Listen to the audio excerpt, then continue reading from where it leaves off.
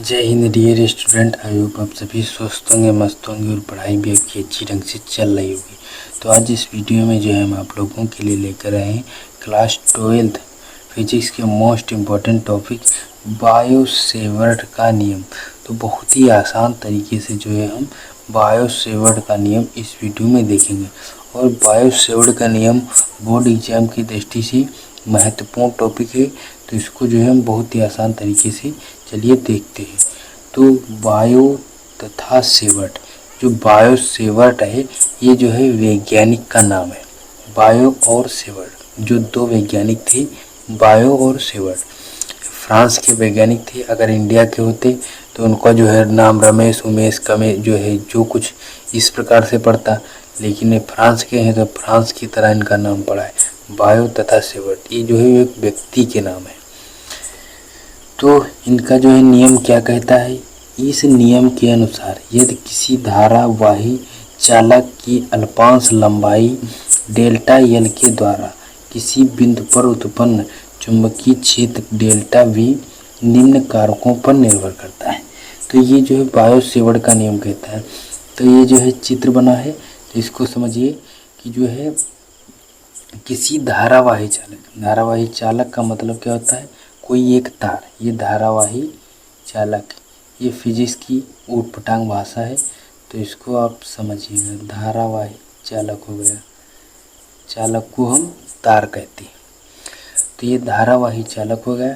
तो धारावाही चालक की अल्पांश यानी कि छोटी जो है, अल्पांश शब्द से ही पता चलता है कि अल्प जो है। तो अल्पांश जो है देहात में जो है इस प्रकार से इस शब्द का उपयोग किया जाता है, लेकिन यह अल्पांश शब्द कोई देहाती नहीं है। तो ये अल्पांश लंबाई डेल्टा एल के द्वारा किसी बिंदु जो है पर उत्पन्न चुंबकीय क्षेत्र जो है ये निम्न कारकों पर निर्भर करता है।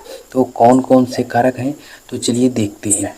तो जो बायो सेवर्ट का नियम जो है कौन कौन से कारकों पर निर्भर करता है। फर्स्ट पॉइंट है यह चालक यानी कि तार, चालक में प्रवाहित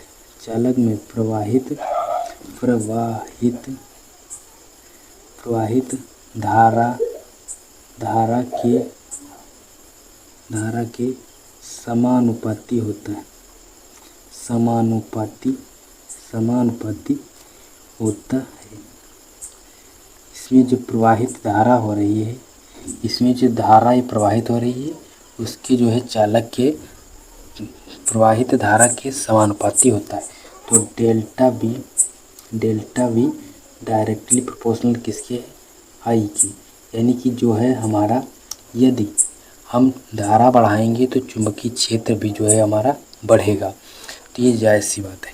अब सेकंड पॉइंट है कि कौन से कारक पर निर्भर करता है। तो सेकंड पॉइंट लिखते हैं।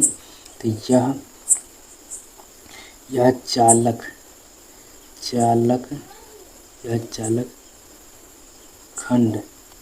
खंड की लंबाई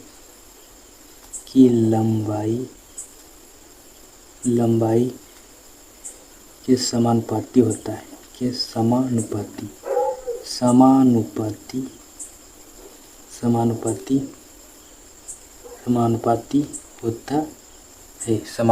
होता है। तो ये किसकी जो है डायरेक्टली प्रोपोर्शनल होता है। तो डेल्टा वी डायरेक्टली प्रोपोर्शनल जो है वो यल, ये जो इसकी जो लंबाई है इसके जो है डायरेक्टली प्रोपोर्शनल इसके समानुपाती होता है। तो इसको हम इक्वेशन नंबर सेकंड मान लेंगे, इसको इक्वेशन नंबर सेकंड दे देंगे। नेक्स्ट तीसरा जो है, तो तीसरा हो जाएगा, तीसरा यह चालक खंड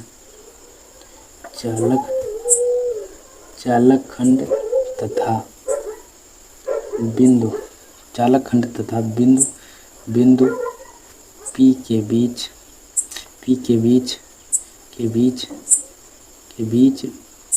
क्या लिख दिए, बीच बने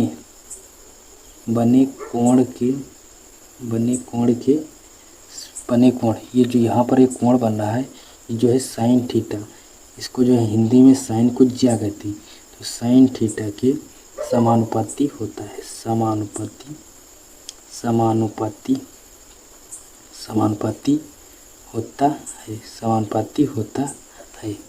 तो ये डायरेक्टली प्रोपोर्शनल किसके है, delta we directly proportional sine theta यानी कि ज्या के समानुपाती होता है। तो ये हो गया। और चौथा जो है कारक, लास्ट जो है, यह कारक किस पर निर्भर करता है, तो यह जो है यह चालक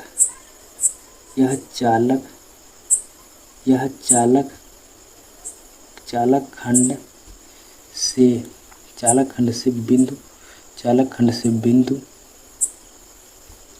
बिंदु के बीच बीच की जो दूरी है, यहाँ पर ये जो दूरी है, दूरी r है, दूरी के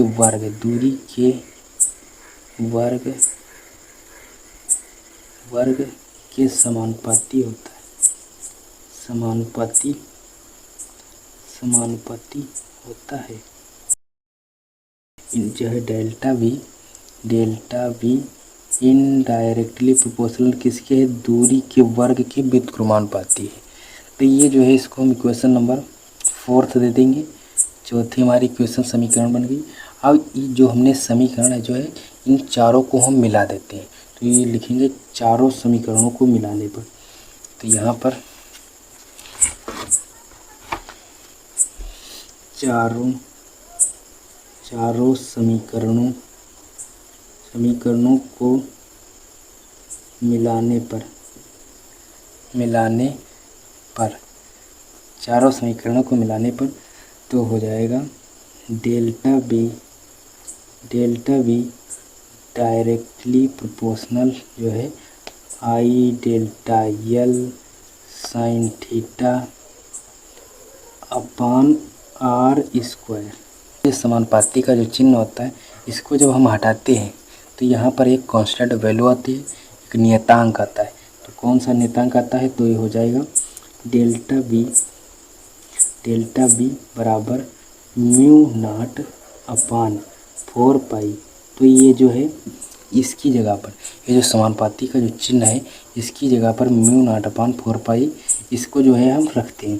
तो ये जो हो जाता है I delta L sine theta upon R square. तो ये जो है हमारा बायो-सेवर्ट के नियम का जो है फार्मूला तैयार हो जाता है। इसी के माध्यम से जो है हम न्यूमेरिकल हल करते हैं। और ये बायो-सेवर्ट का नियम जो है आपसे इतना बोर्ड एग्जाम में पूछा जाता है। और ये जो कांस्टेंट है तो इसकी भी वैल्यू फिक्स होती है, इसको साइड में लिखे दे रहे हैं। तो म्यू नॉट अपान की जो है इसकी भी वैल्यू फिक्स होती है, म्यू नॉट अपान 4 पाई।